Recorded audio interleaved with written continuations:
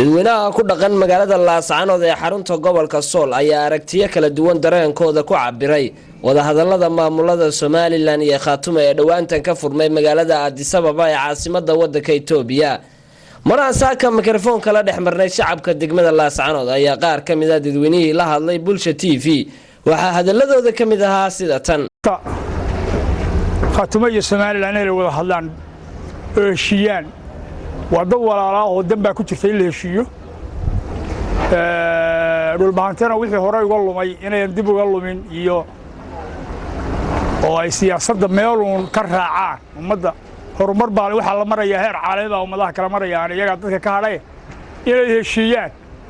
oo qaataan waxa dadkooda dan u ah labada qolaba ayaa muhiim ah kaasaan ogol lahay oo raacsanahay waana soo dhaweynaynaa dhammaan Somaliland cidii ku soo dhawaatay soo gashaba wada hadallada fikirkayga ka dhiibtay wada hadallada Khaatumo iyo Somaliland annagu haddaan nahay bulshada ama gobolka Sool ama reer Laascaanood waa ka soo horjeednaa mana taabacsanin wada hadallada iyo Cali Khalifa ku fashilmay wixii loo igmaday waxaan soo dhaweynaa shabahada Buuhoodle laga aasaasay haddaan nahay shacabweynaha ku dhaqan deegaanada Sool Sanaag Cayn waxaan soo dhaweynaa wada hadallada maamul Somaliland iyo Khaatumo Cali Khalifa wuxuu madaxweynaha Khaatumo sanadii ugu dambeeyay qabadkiisa Cali Khalifa qabadkiisa mushaka aywa maxamed faandid ducaale Cali Khalifa wuxuu hayay xilka 3 sano ku dhawaad haddaan nahay shacabka reer Khaatumo waxba noo muuqaban 3 sano wax muuqdaan hadda maanta aan dhaho Khaatumo waxa soo qabtay ma jirto waxaan ka mid ahay bulshada ku nool gobolka Sool waxaan ka hadlayaa wada hadalka Somaliland iyo Khaatumo wada hadalka Somaliland iyo Khaatumo waxaan u arkaa in uu yahay mid dad dana gaar ah wata ay fulinayaan oo ka mid yahay madaxweynaha Khaatumo oo Cali Khalifa Galayd kursi buu u noqdo inuu noqdo madaxweynaha Khaatumo kursigu uu noqdayna waxa weeye kursi uu ka helo dawladda xamar oo boos uu ka helo ama gudoomiye baarlamaan ha noqdo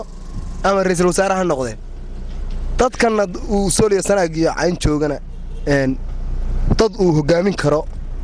oo uu aayahoodiyo fikirkooda ka talinaya maaha aayahooda dadkan waxa ka taliyay Axmed Maxamed Maxamuud Silaayo madaxweyne Cali Khalifa iyo maamulka Somaliland wada hadalkii dhexmaray horta madaxweyne Cali Khalifa anu waxaan ka aaminsanahay calan side oo marba deegaan buu tagaya calankii Somaliland baa laga taagaya tuulu soo maraya calankii Somaliland baa laga taagaya taleex buu tagay calankii Somaliland iyo ciidan qaran baa la geeyay saax dheer sidoo kale ciidan Somaliland la geeyay intuu tagay bal cad ugu dambeysay ciidan Somaliland wurwur sidoo kale waxaan u maleynayaa hadeer Buuhoodle oo u dhinayd